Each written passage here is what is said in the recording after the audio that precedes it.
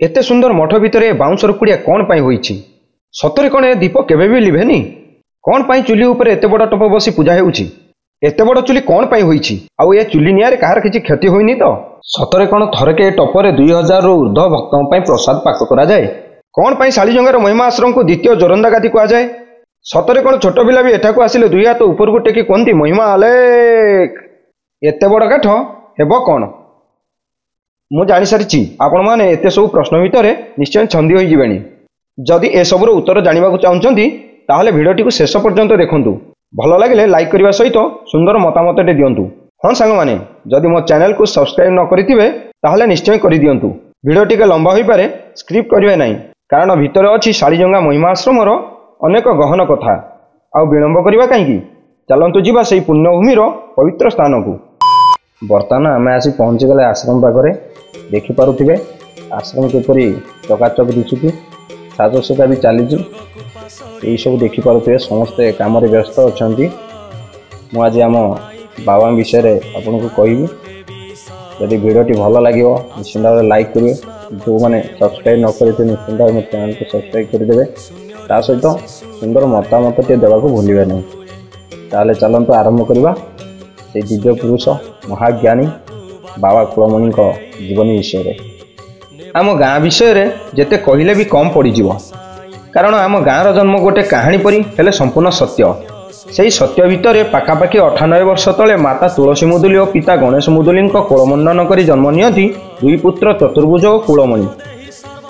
पुत्र जन्म पर माता पिता सिना खुशी होइतिले हेले जानि नथिले जे तांको कोल मंडन करिसंती स्वयं दिव्य पुरुष कनिष्ठ पुत्र भावे। हाँ सांग माने मु कहूछि जाहांको पई आज शालीजंगा ग्राम लोकारण्य, जाहांकर विभूति को प्रसाद रूपे पाइबा पई लोक आज पागल।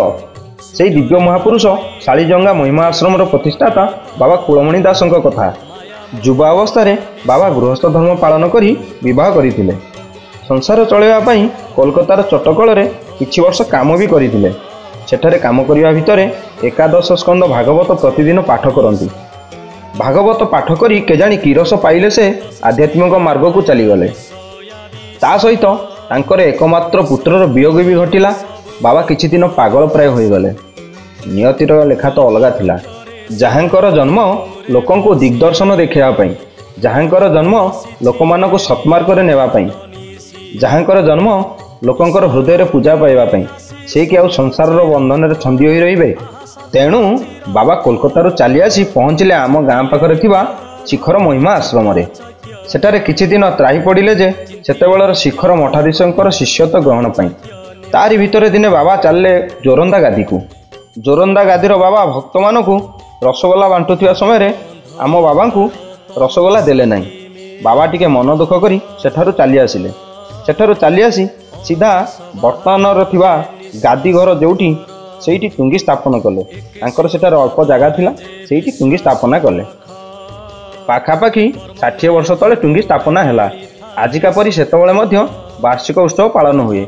जोरंदारू बाबा माने आसंती, बती लागे, नाम भजन सब हुए। तापरे बाबा माने जोरंदा चली जाती। एबे का परी सेतबेले एते भिड़ नथिला। गोटे वर्ष जोरंदारू बाबा रामदास आसीथिले। वार्षिक उत्सव पालन कले। सब सरीला, बती लागिला, बाबा चली गले जोरंदा। जोरंदा पहुँचला परे बाबा रामदास को स्मरण है जे से आउ बती लिभे ना। तेणु खबर देले आम बाबा पाखक बती लिभे देवाई। बाबा किंतु कहले गोटे कथा, आपण लगे आपण आसी लिभेबे। आउ जोरंदारू बाबा रामदास आसले नहीं कि बती लिभिला नहीं। से दिन ठारू ये अखंड बती आज पर्यंत लिभि नहीं। आपण मानक विश्वास हेब नहीं 1999 महाबात्यारे भी ये बती लिभि नहीं। एबे तो सुंदर व्यवस्था भितर गादी घरे बती को देखुचंती जलुची, घिओ पड़ुची, बती जलुची। सतरे यह कौन प्रभुंकर लीला नुहे कि? बाबा करी जाइथिबा नियम अनुसार सांब दशमी आरंभ हुए अग्नि पूजा माने चुली पूजा। किछि दिन खाली चुली पूजा हुए। ठीक माघ चतुर्दशी अल्प किछि दिन पूर्व अग्नि संयोग करा जाय चुली पूजा करा जाय।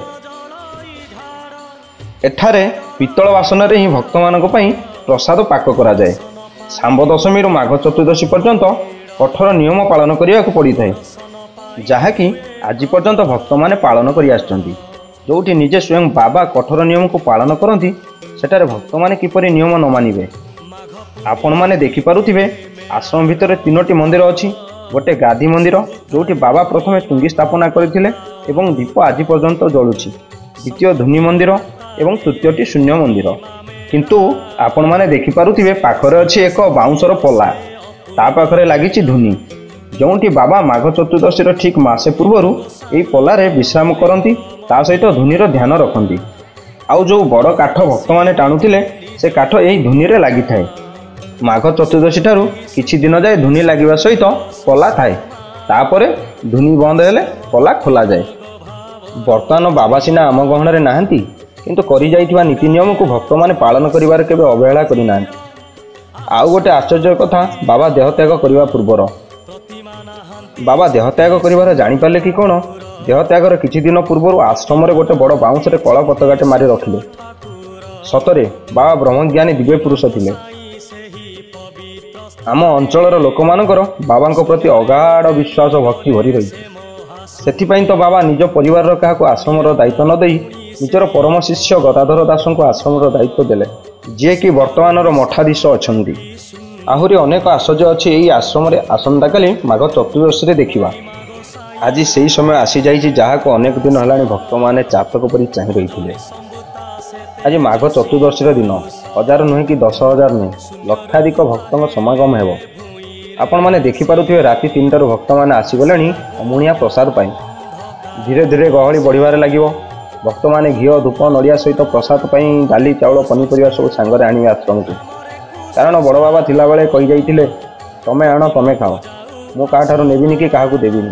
सतरे से नियमटी आज पर्यंत पालन जारी रही। भक्त मैंने भी खुशी से नियम को पालन करि एवं सांगरे अनेक सामग्री आनी थांती आश्रम को। स्वार्थ विजड़ित धर्मीय उपचार उच्च नीच भेद भाव ज्ञान घर ध्यान रे बसी रही महिमा गोसाई चिंता कले उपाय जे मुक्ति पाई महिमा धर्म से तो प्रचार कले शून्य देही उपासना ज्ञान बुणिले अलेख महिमा से ब्रह्म निरंजन नित्य नवीन चिर गहली बढ़िबार लगी।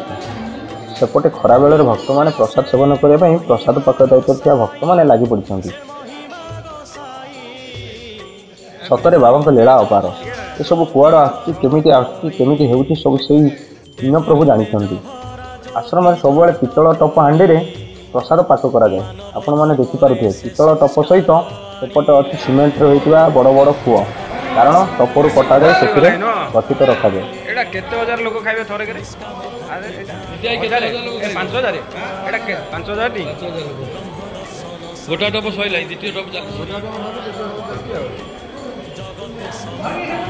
धर टे हईराण हे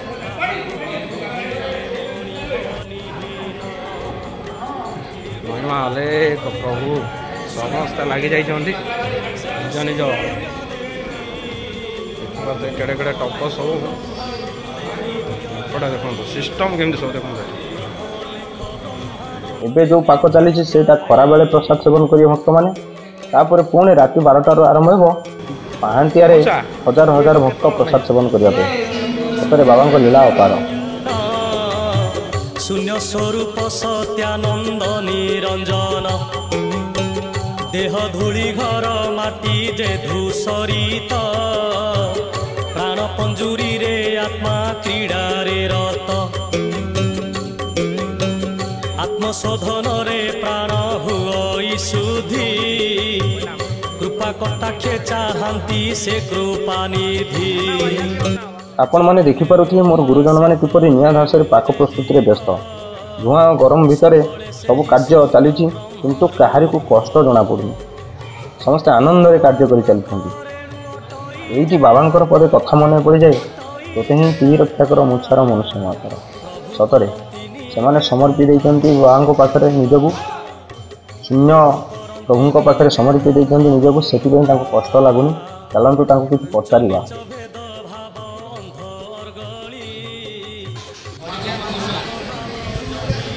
ହଉ ମହିମା ଲେଖ ର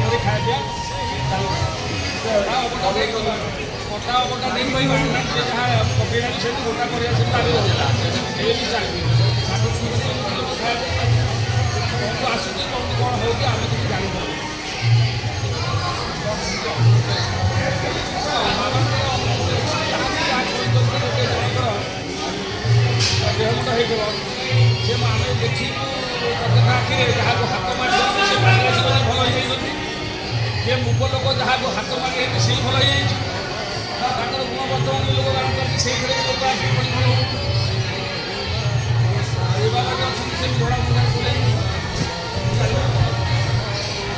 आपण मैंने रोषशाला को आसी लगातार 10 मिनिट रहीपर ना धूआं दासरे किंतु सेमाने निष्ठा नियम पालनकारी कार्य लगी पड़ते से जिते प्रशंसा कले भी कम पड़ कारण से चतुर्दशीर सकाल 7टा ठारू 3 घटिका पर्यंत और राति 12टारू 4टा पर्यंत ये रोषशाला कार्य व्यस्त रुहति। आपण मैंने लक्ष्य करेंगे जमी बिना कष्ट से कार्य कर तो मसे पूर्वर घंट घंटीर ताले ताले चुली को पूजा करमी रोषशाला कहारी किसी क्षति न हुए। सतरे बाबा करुणा अपार तेणु भक्त मान किपरि कष्ट हो। एबे रास्तार सुविधा सहित निज पाखे गाड़ी सुविधा हो रातिर अधिक संख्यार भक्त मैंने रोना किंतु 10 वर्ष पूर्वर कथा कहूँ आपण मैंने आश्रम भितर पाद पकड़ जगह पाइबे ना एत संख्यार भक्त रुहति।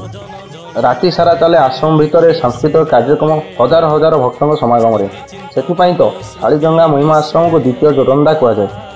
जमती राति 3टा हो भक्त मैंने जा बुड़ पकेबे पोखर में देखो केमी बंधा हो बाउंश सब जमती कौन भक्तों असुविधा हो ना शांति एवं सुविधार बुड़ पकई पारे। तापर अमुणिया जीव नीति सरला चलो भक्त मान प्रसाद सेवन भक्त मैंने आनंद प्रसाद सेवन कर बाहुड़े निज घर। सतरे बाबा लीला पार। जय बाबा कुलदास जय बाबा कुलदास। तापर दिन अग्नि पूर्णिमा ग्रामांचल अन्य परंपरा प्राणी आरत से दुख प्रमित दिव्य द्रष्टा कवि सीम साधना विश्व चिंता विश्व हिते तांको भावना पर दुखरे दुखी प्राण रे स्पंदन अस्थिर मन तांकर कलारोदन मो जीवन नरके पछे पड़ू हे साई जगत उद्धार हेउ पारुनी सही विश्व शांति महिमा धर्मर दर्शन महिमार दर्शन सन्थ कवि करी गले गीते वर्णन सन्थ कवि करी गले गीते वर्णन शुणी चकित होइला सारा जगत पागल पराय लोक होइले मत भावनारे महामानवीय चेतना ध्यानरे तो जगत मंगल कामना साकार निराकार मृत्युरु अमृत अंधाररु अंतरिक्ष जीव जगत ए चिंता चेतना रे होई आकृष्ट महिमा धर्म हेला जगते ख्यात महिमा लेख डाक विस्तरी गला डाक विस्तरी गला भक्तंक संख्या नीति वृद्धि पाइला भक्तंक संख्या नीति वृद्धि पाइला।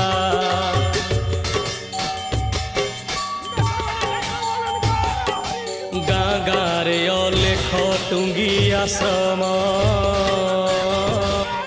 कालेसिंह उद्दन्न नृत्य पूजारी आज्ञा 5टी ने से जगह को ଯେଉଁଠି ଗ୍ରାମର ଶହ ଶହ ଗ୍ରାମବାସୀ ଗଦା ହୋଇଥିବେ ହାତରେ ଧରି ସାହାଡ଼ା ଝଟା ବନ୍ଧା ବାଡ଼ି ସହିତ ବାଇଗଣ ଆଳୁ ଏବଂ ଗଦା ହୋଇଥିବା ପାଖରେ ନଡ଼ା ଛଣ।